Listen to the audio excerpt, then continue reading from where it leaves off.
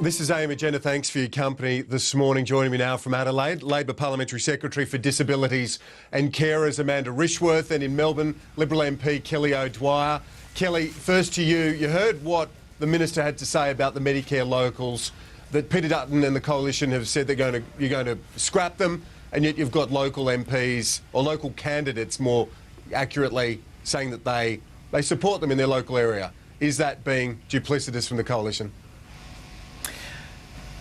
Well, we heard from the Health Minister what she says that the Coalition policy is, but of course she isn't actually talking about what the Coalition policy is. We have raised concerns about the more than $1 billion that is now being spent on health bureaucracies in this country. We have now more than 8 or 9 new health bureaucracies that have been created by this current Health Minister that aren't in fact looking after frontline services, and that's something that we have said is a real concern to us. What the Health Minister, though, didn't talk about was the money that she is ripping away from frontline health services, and we have expressed real concerns about that. In my state of Victoria alone, the government was proposing to rip away $107 million this financial year from hospitals. She's ripping away from the 1st of July more than $368 million from hospitals. That is directly frontline health care. And we know already that there are increases in healthcare costs at hospitals because the carbon tax is having a real and direct impact. The Royal Children's Hospital alone is spending more than $300,000. Didn't she announce a special funding round for Victorian hospitals specifically because the state government hasn't pulled provided money out? She has not provided 1 cent of that money over to Victorian hospitals, of that $107 million.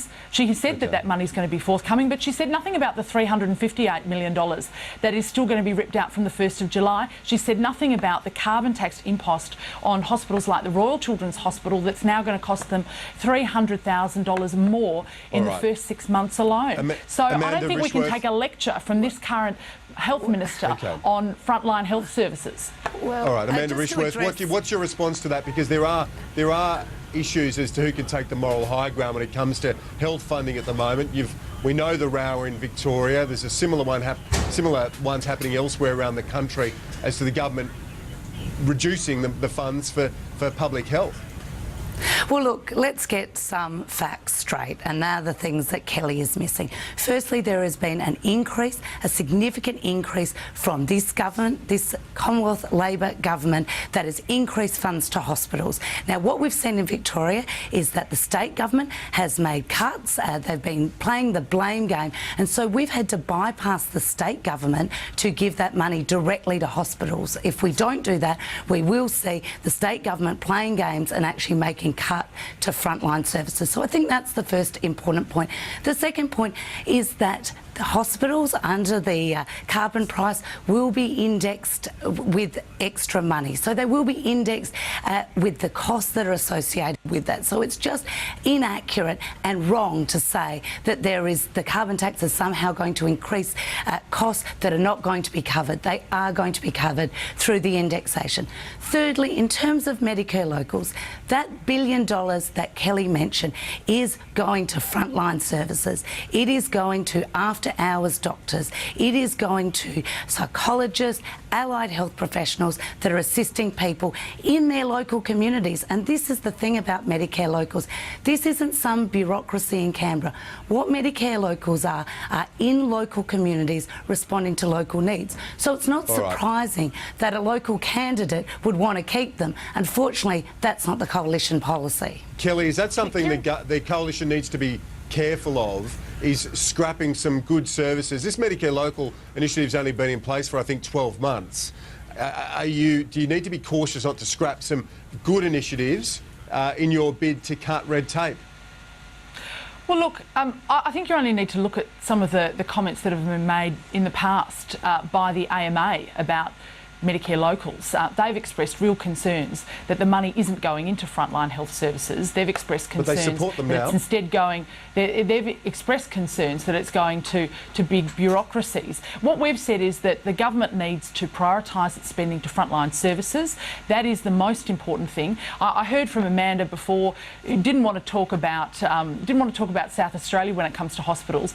This government is ripping more than $1.6 billion out of hospital funding across the country. Now, she has said nothing about the cuts that are being made to South Australia. I hope she is going to fight for her state and for frontline services in South Australia, because despite what she might say, they are the facts. They are the facts that this government is actually making significant cuts. And it's not just in this area, it's also in areas of dental health care as well, where there is not going to be any dental health program now for more than 18 months for adults and for children. All right, I want to talk about this issue of superannuation, which continues to kick along. The Treasurer yesterday, Amanda Rishworth, talking about the very generous concessions at the top end, but still no detail. The vacuum's playing into the hands of the opposition here, isn't it?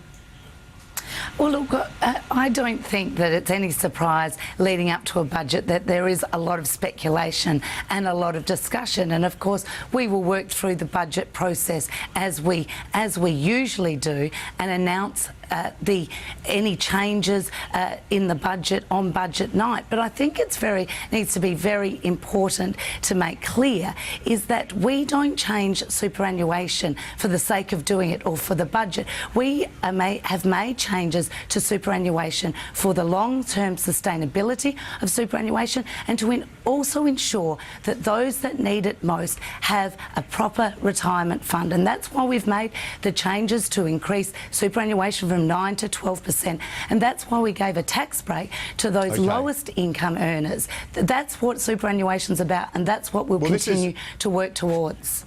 Kelly O'Dwyer, this is something your former boss Peter Costello actually argued quite strongly in the past as well, the need to get equity in the system between the tax concessions at the top end, in the middle and the lower end. The former Treasurer argued that quite strongly when it went in government.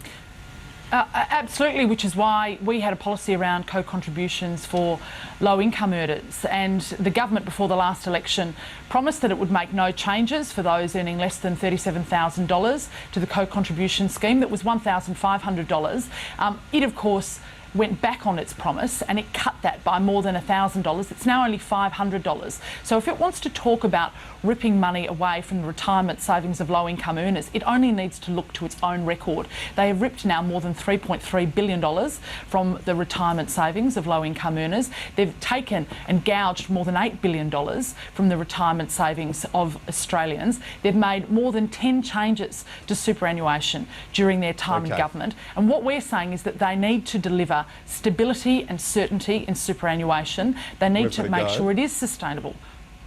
Kelly O'Dwyer, apologies to interrupt there, we've got to go. Amanda Rishworth and Kelly O'Dwyer, thanks so much for your time this morning. That's all for a busy show of AM Agenda. Thank you for your company. The latest Sky News is next.